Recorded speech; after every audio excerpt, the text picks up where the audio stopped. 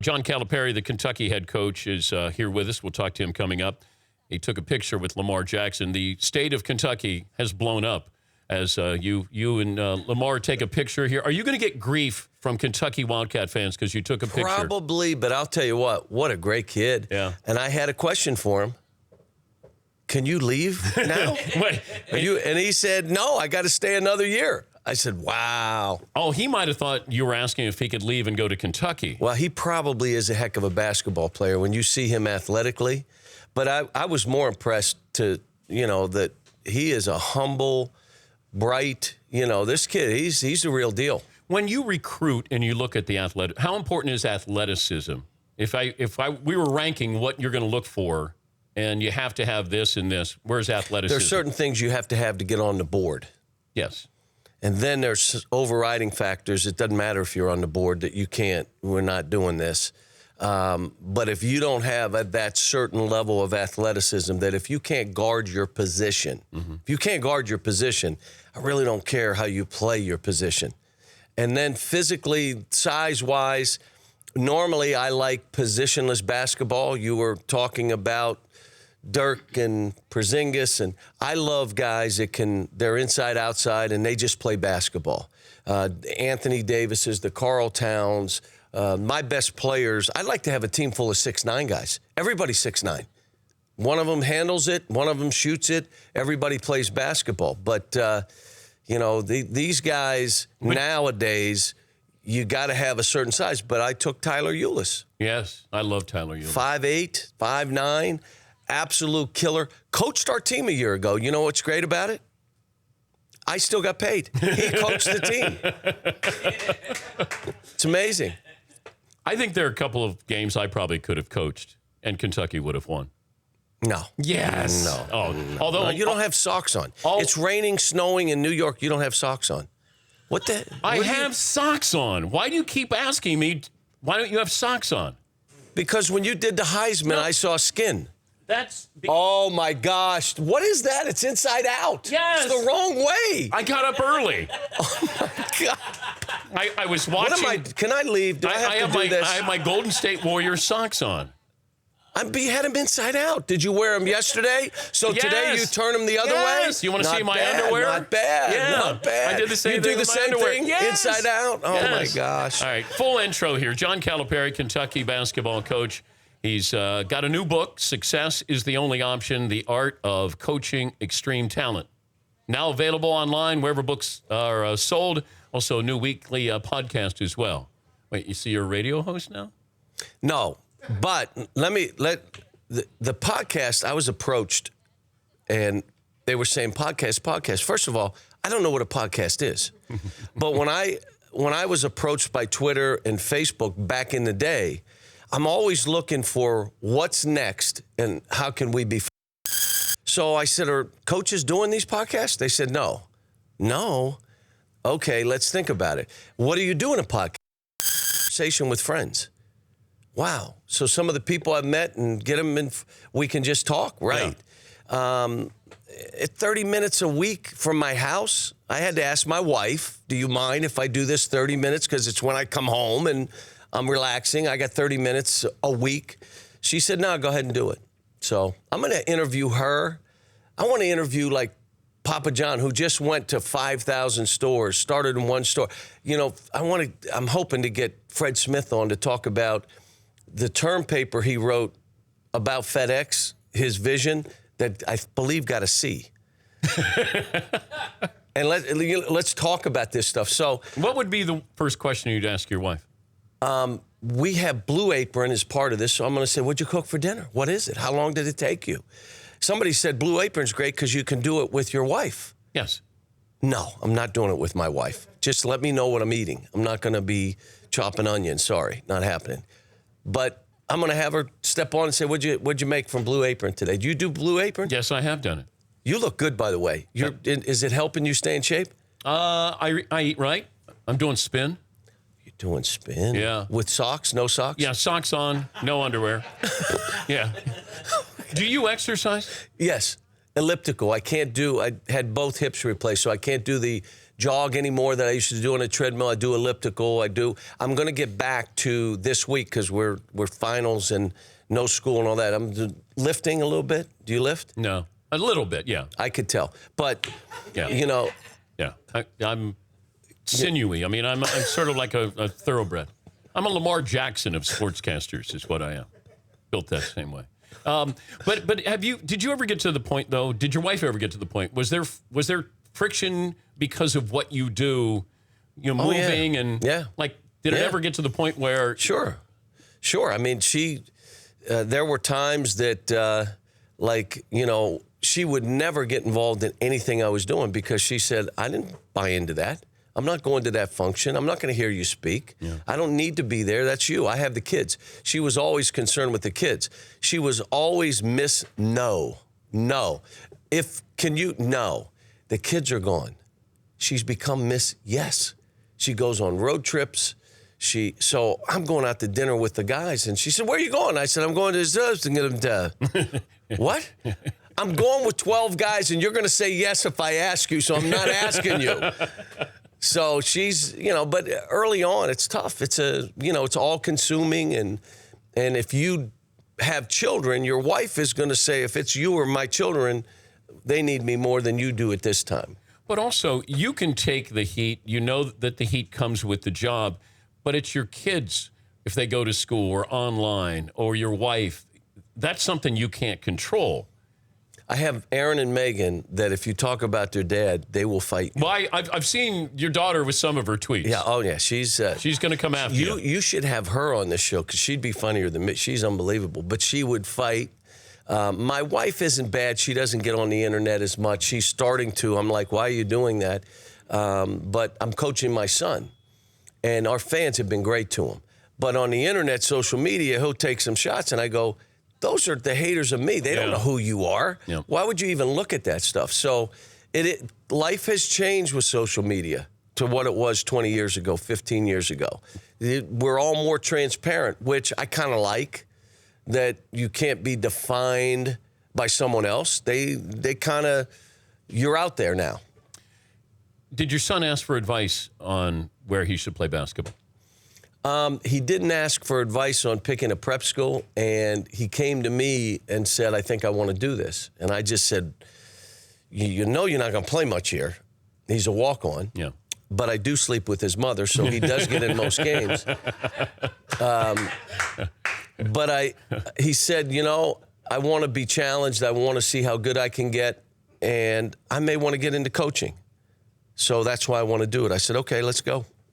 I remember, who is it? Memphis head coach, Pastor. Is that Josh?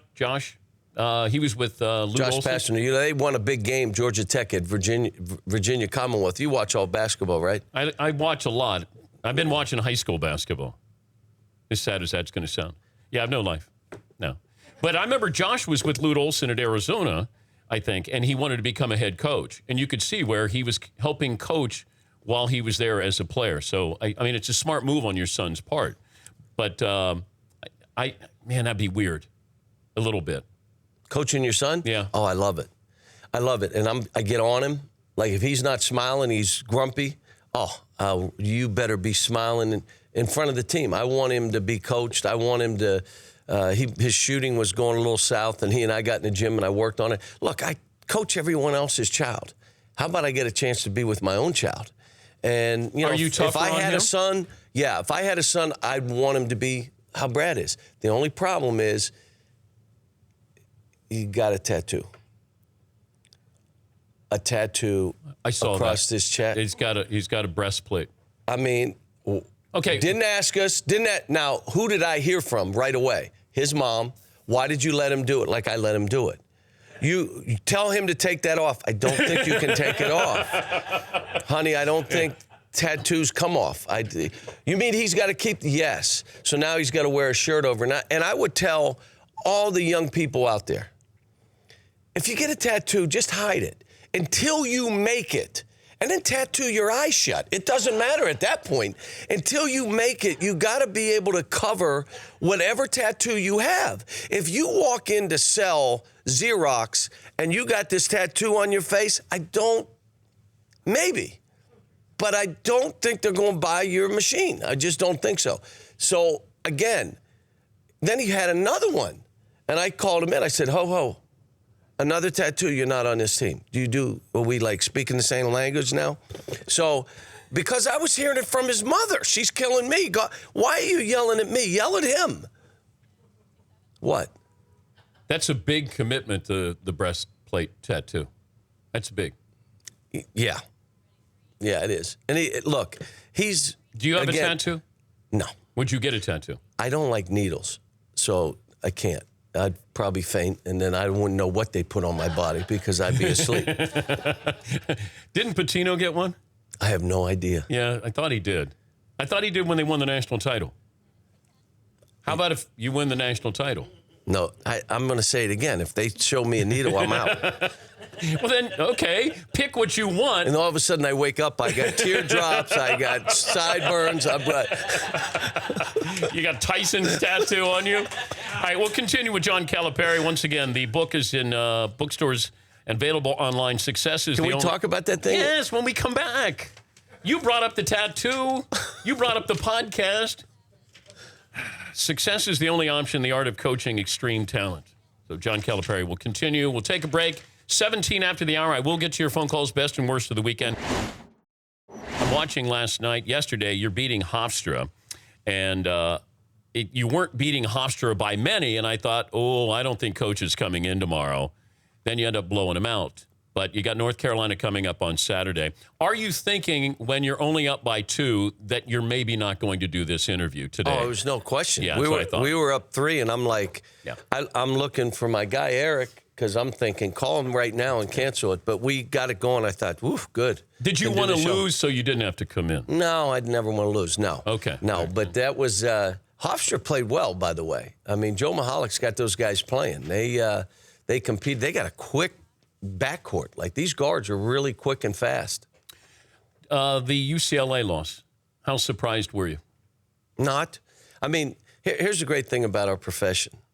Steve Alford's doing a great job with that team, and they're playing the way they have to play to have success.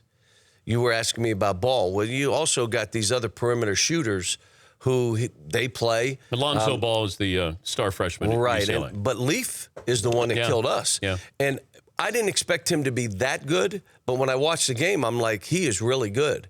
And, here's our profession. A year ago, they're running planes around UCLA that Steve, what? Yeah.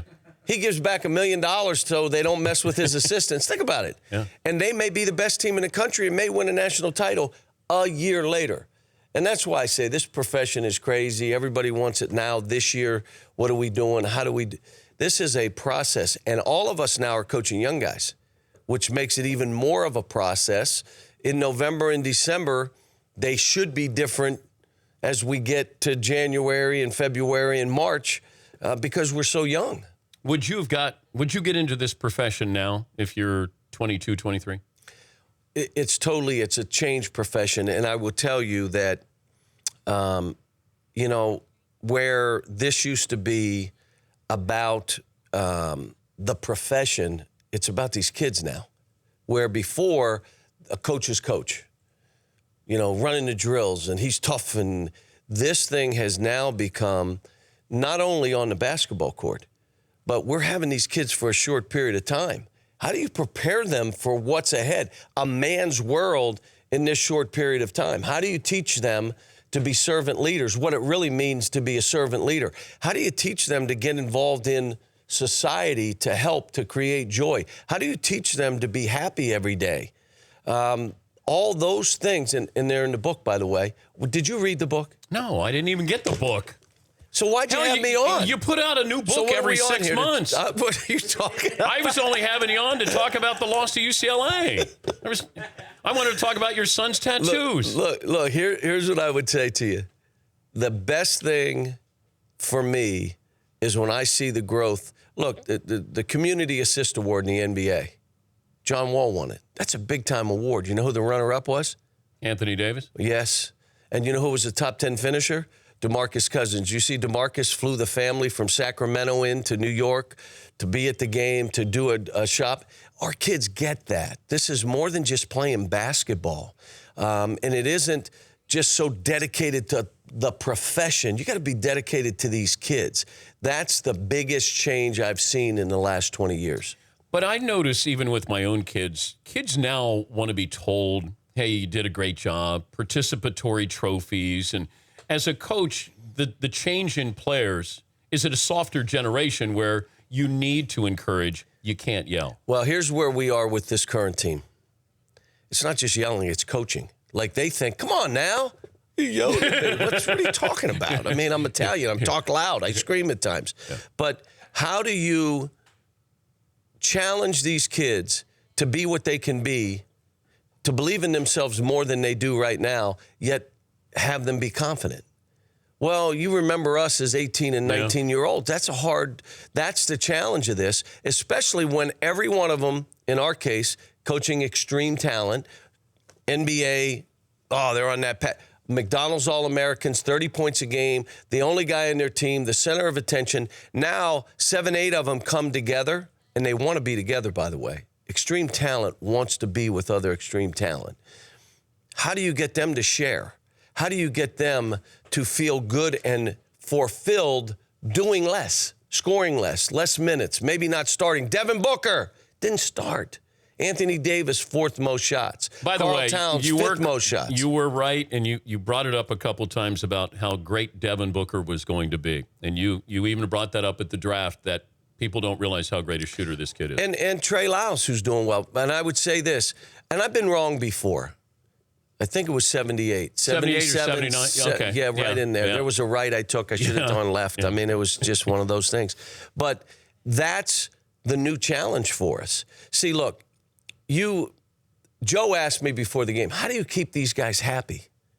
How do you get and you're coaching them and making them play, and the biggest thing is you can't appeal to their ego. Shots, minutes, I'm going to make you you're appealing to their aspirations. Do you want to be the best version of yourself? Then you got to practice against other good players every day.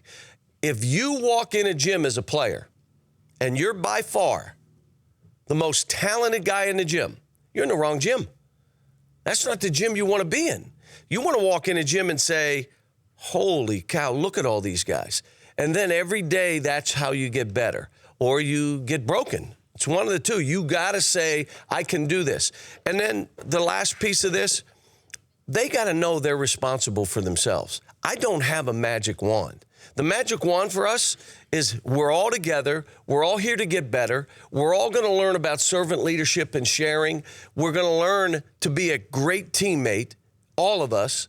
And then you're responsible for you. You have to perform.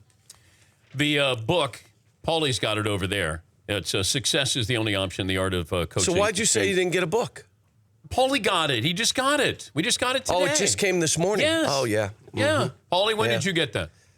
It was sent to my house about a week and a half ago. Oh, okay. So Paulie was going to read it, and then he was going to tell me about it. Then he was going to tell you so you wouldn't have to read, so you put your socks on backwards, your underwear backward. Yes. Okay. Yes. Other than that, you're fine. Is there a Cliff Notes version of that? Because that would help me a little bit better, Coach. Right? You used Cliff Notes in college, right? No. I love reading, so I read all the time. It's a good book, by the way. You should look at it. Paulie, don't tell me how that book ends. Well, I don't want to know how that ends. You're sick. Good luck against North Carolina. Tough game. How about rebounding? I don't know against what we're going to do. Why don't you try that? I don't know what we're going to do. I mean, you can write this book, maybe spend less time writing the book and teaching these kids how to box out. You're right. You're right. Exactly. Nobody box out anymore. I know they don't. Why? They look at the ball because find your man. No. You sweat on sweat. Like you don't want to get sweat on you. So if you block out, you get sweat. They're like, just run the other way, man. I'm not touching you.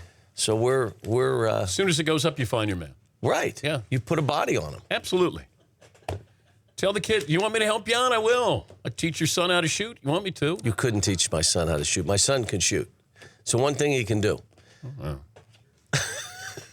And you ask his mom, she'll tell you. Are you sure he's your son if he can really shoot? Not bad. Not a bad question. Not a bad question.